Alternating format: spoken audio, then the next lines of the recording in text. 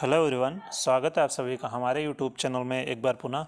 तो आज का जो टॉपिक है जो हमारे सामान्य अध्ययन की जनरल स्टडीज़ की सीरीज चलाई जा रही है, उसी के आगे का ये वीडियो नेक्स्ट टॉपिक मतलब एक नया टॉपिक के साथ उपस्थित हुए हैं, सौरमंडल। ठीक है, आज सौरमंडल के बारे में बहुत ही इम्पॉर्टेंट फैक्ट देखेंगे और उससे जितने भी रिलेटेड क्वेश्चन बनते हैं, एग्ज़ाम्स में पूछे जाते हैं, वो सारे इस वीडियो में मुश्किल से 10 से 12 या 15 मिनट तक का वीडियो होगा।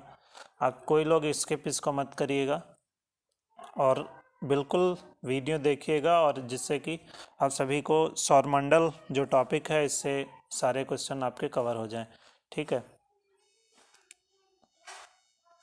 तो यहाँ से मैं इसका जो इम्पोर्टेंट फैक्ट है, पहला पॉइंट जो है, वो सूर्य एवं सूर्य व इसके चारों ओर परिक्रमा करने वाले ग्रह जो हैं तथा ग्रहों के परितः परिक्रमा करने वाले उपग्रहों से मिलकर निर्मित होता है, उसको बोलते हैं सौरमंडल। ठीक है, क्या कहता है? सूर्य व इसके चारों ओर परिक्रमा करने वाले जितने ग्रह हैं तथा ग्रहों के परितः जो परिक्रमा करने वाले उपग्रह, जैसे पृथ्वी का उपग्रह चंद्रमा है, ठीक है, ऐसे ही ग्रहों के परितः जो उपग्रह जो घूमते हैं, जैसे पृथ्वी एक ग्रह है और पृथ्वी के परितः उपग्रह जो है वो पृथ्वी का चंद्रमा है, तो वो पृथ्वी के परितः घूमता है। ठीक है, उपग्रह, तो उस इन सबको मिलकर निर्मित सौरमंडल इसे कहा जाता है। ठीक है, तो सौरमंडल का निर्माण कब हुआ था? ये लगभग 4.6 बिलियन वर्ष पूर्व हुआ था। कितना? याद रखिएगा, 4.6 बिलियन वर्ष पूर्व। ठीक है,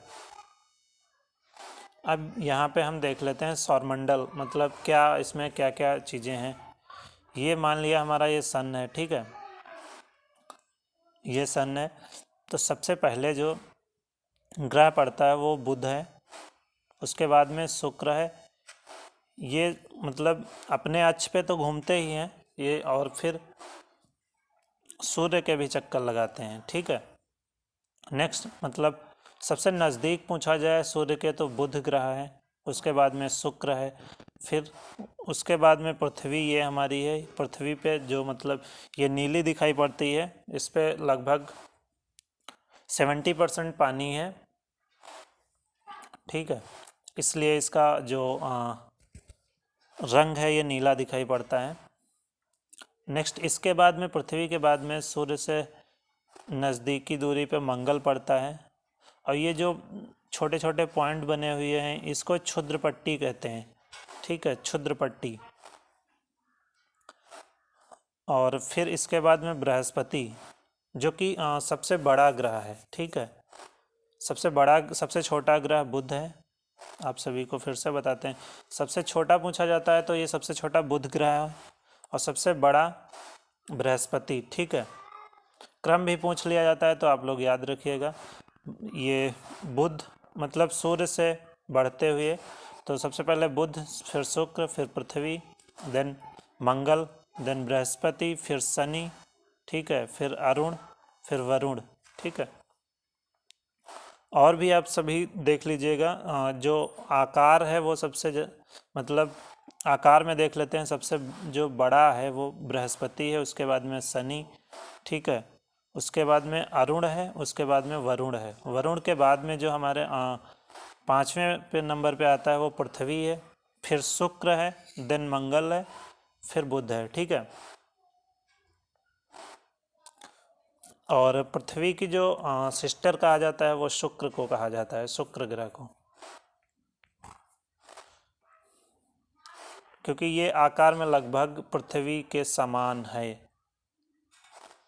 आगे देखते हैं, और भी एक चीज़ मतलब छोटे से बड़े की तरफ देख लेते हैं। बुध है, शुक्र है, आप लोगों ने समझ लिया होगा।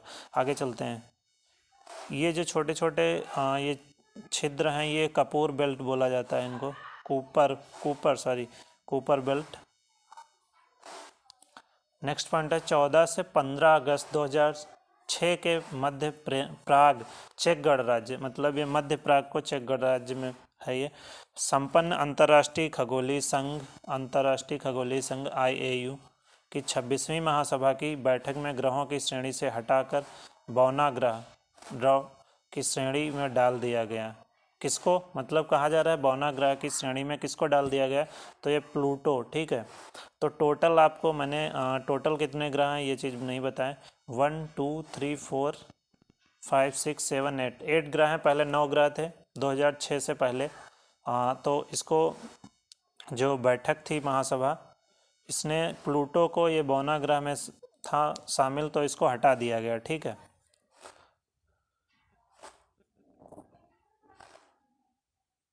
ये बौने ग्रह की श्रेणी में इसको डाल दिया गया है। नेक्स्ट चलते हैं। एक सेकंड।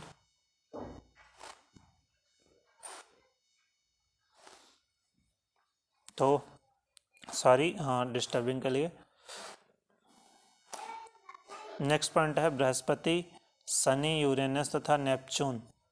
बृहस्पति, शनि, यूरेनस तथा नेपच्यून ये जो हैं पूछा जाता है गैसीय ग्रह। ये जो 4 ग्रह हैं ये गैसीय ग्रह हैं। ठीक है, बृहस्पति, शनि, यूरेनस तथा नेपच्यून, मतलब अरुण और वरुण, यूरेनस और नेपच्यून।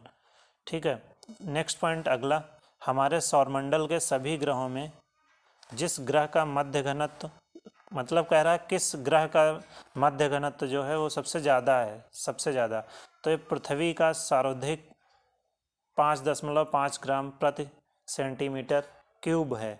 ठीक है, कितना मतलब सबसे ज़्यादा माध्य घनत्व पृथ्वी का है, इतना याद रखिएगा। ठीक है, पूछा जाता है। और ये जो मतलब मैं करवा रहा हूँ ये बहुत ही इम्पॉर्टेंट है, क्योंकि एग्ज़ाम्स में इस टॉपिक से ऐसे क्वेश्चन बनते हैं। ठीक है, बाकी कुछ भी आप लोगों को मतलब ज़्यादा थ्योरी पढ़ते हैं उसमें बहुत समय लग जाता है। ठीक है, नेक्स्ट देखते हैं। नेक्स्ट पॉइंट, सर्वाधिक चमकीला जो ग्रह है वो शुक्र को कहा जाता है, जो ये बहुत ज़्यादा चमकीला ग्रह है। और एक पॉइंट रह गया था, सौरमंडल में ग्रह जो टोटल अभी मैंने बताया 8 ग्रह हैं, मतलब 8 ग्रह, जिसमें बुध सबसे छोटा अभी बताया, जबकि बृहस्पति जो है वो सबसे बड़ा ग्रह है। ठीक है, सबसे छोटा बुध है, सबसे बड़ा बृहस्पति, और सर्वाधिक चमकीला जो है वो शुक्र है। ठीक है, अब नेक्स्ट देख लेते हैं। आकार के अनुसार अभी हमने बताया ही, आकार के अनुसार ग्रहों का अवरोही क्रम इस प्रकार है। अवरोही क्रम का मतलब होता है कि बढ़ मतलब बड़े से छोटे की तरफ। ठीक है, मतलब घटते क्रम में अवरोही क्रम बोला जाता है। तो बृहस्पति जो आकार के अनुसार ये है, सबसे बड़ा जो है बृहस्पति, उसके बाद में शनि उससे छोटा, फिर अरुण उससे छोटा, वरुण उससे छोटा, पृथ्वी वरुण से छोटी, और पृथ्वी से छोटा शुक्र, शुक्र से छोटा मंगल, और मंगल से छोटा बुध। ठीक है, तो आप लोग ये याद रखिएगा, इम्पॉर्टेंट है, ये मैचिंग में आ जाता है। नेक्स्ट पॉइंट है, द्रव्यमान के अनुसार ग्रहों का अवरोही क्रम इस प्रकार है, मतलब द्रव्यमान वेट के हिसाब। ठीक है, तो ये द्रव्यमान के अनुसार सबसे पहले बृहस्पति जो कि सबसे ज़्यादा द्रव्यमान है इसका, फिर है शनि, फिर है वरुण, फिर है अरुण, फिर है पृथ्वी, फिर है शुक्र, फिर है मंगल, फिर है बुध। ठीक है, तो आप लोग देख रहे होंगे कि ये और ये सेम लग रहे हैं। ठीक है, क्योंकि आकार जिसका ज़्यादा होगा ऑब्वियसली वो उसका मतलब द्रव्यमान भी ज़्यादा होगा। तो ये आप लोग देख रहे होंगे सेम है आकार और जो द्रव्यमान। ठीक है, तो सेम है, आप लोग याद रखिएगा। नेक्स्ट है दूरी के अनुसार ग्रहों का आरोही क्रम इस प्रकार है। आरोही का मतलब होता है बढ़ते क्रम में, मतलब छोटे से बढ़ते हुए क्रम में। तो आरोही क्रम बुध, शुक्र, पृथ्वी, मंगल, बृहस्पति, शनि, अरुण, वरुण, मतलब सूर्य से कह रहा है। ठीक है, सूर्य से बढ़ते हुए क्रम में। तो सबसे पहले बुध ग्रह पड़ता है, उसके बाद में शुक्र, फिर पृथ्वी, फिर मंगल, देन बृहस्पति, फिर शनि, फिर शुक्र, फिर वरुण पड़ता है। ठीक है, अभी हमने पीछे देखा जो कि पूरा मैप में देखा हम लोगों ने। अब थोड़ा सा इसमें देख लेते हैं। बुध ग्रह द्वारा सूर्य का चक्कर लगाने की अवधि जो होती है, मतलब ये जो बुध ग्रह है ये अपने अक्ष पे तो घूमता ही है, लेकिन ये जो ऐसे इस गति में ये ऐसे ऐसे घूमता रहता है सूर्य के। ठीक है, तो इसका जो टोटल है, इसका जो ये दिया हुआ है, ये 87.96 दिन में एक चक्कर पूरा कर लेता है बुध ग्रह सूर्य का। ठीक है, सबसे कम दिन इसको लगते हैं। अब देख लेते हैं आगे नेक्स्ट पॉइंट। हाइड्रोजन, हीलियम तथा मीथेन गैसें बड़ी मात्रा में विद्यमान है कहाँ पर?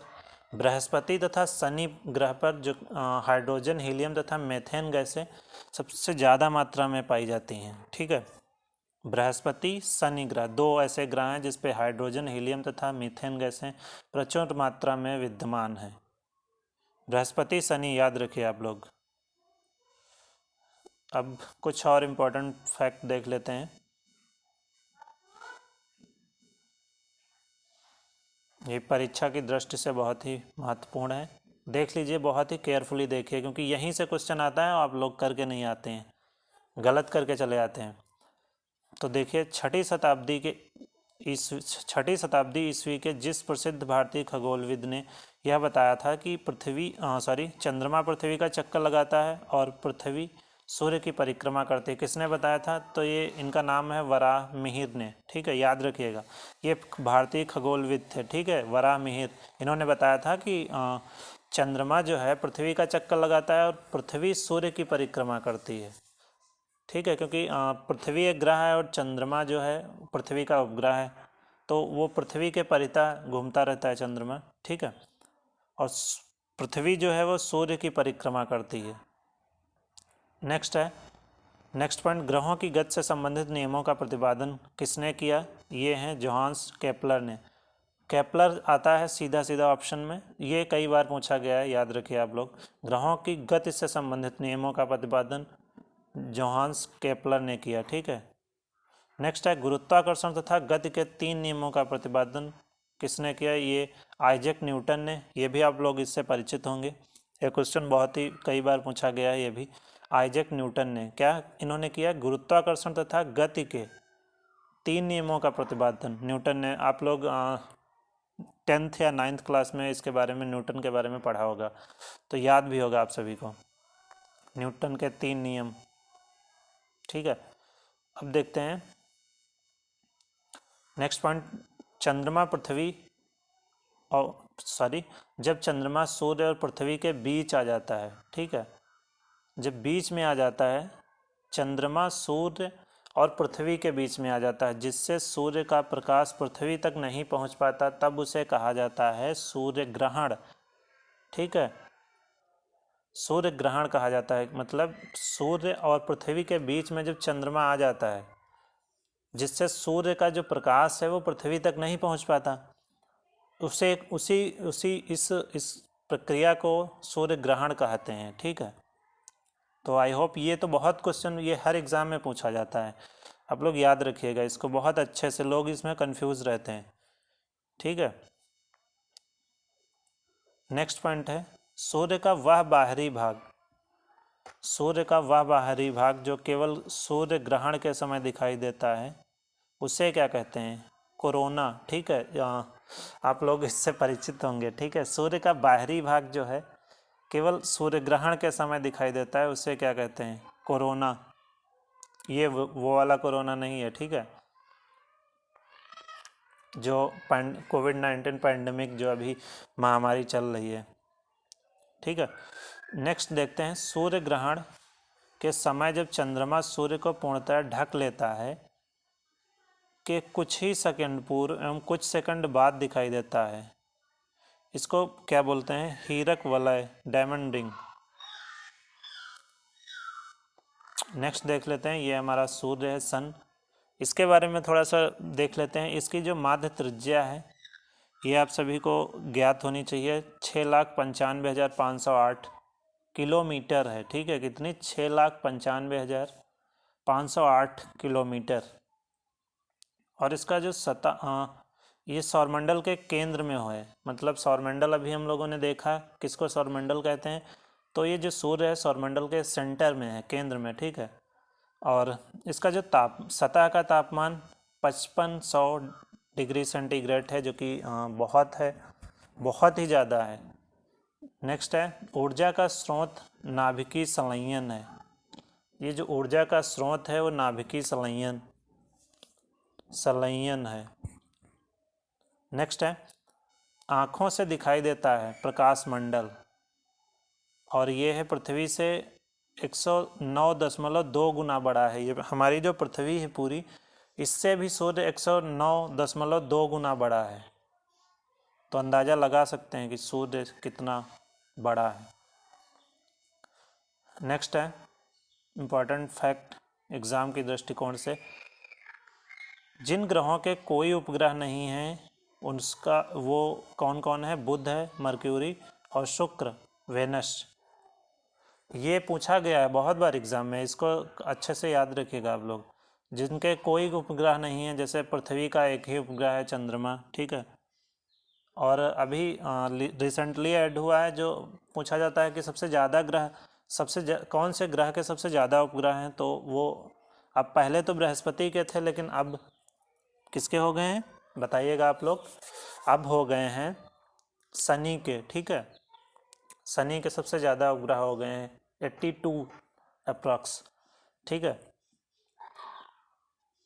और ये क्वेश्चन पूछा जा सकता है सबसे ज़्यादा ग्रह किसके हैं, क्योंकि ये अभी इन खोज हुई है तो उसमें पाया गया है कि शनि के अधिक सबसे ज़्यादा हो गए हैं उपग्रह, ठीक है। तो नेक्स्ट देखते हैं, दैनिक तापांतर सबसे अधिक लगभग 610 डिग्री सेंटीग्रेड कहाँ पे रहता है? बुध ग्रह पर। ऑब्वियस सी बात है कि वहीं पर होगा, क्योंकि ये सूर्य से सबसे नज़दीक पे है, ठीक है। नेक्स्ट है, पृथ्वी की जुड़वा बहन, हमने अभी आप लोगों को बताया कि उसको शुक्र ग्रह है, इसको पृथ्वी की जुड़वा बहन के नाम से जाना जाता है, वेनस ग्रह, शुक्र ग्रह, अभी हमने आपको पीछे बताया। नेक्स्ट पॉइंट है, सौरमंडल का सर्वाधिक चमकीला ग्रह कौन सा है? यही है, अभी हमने पीछे देखा, शुक्र ग्रह सबसे ज़्यादा चमकीला है।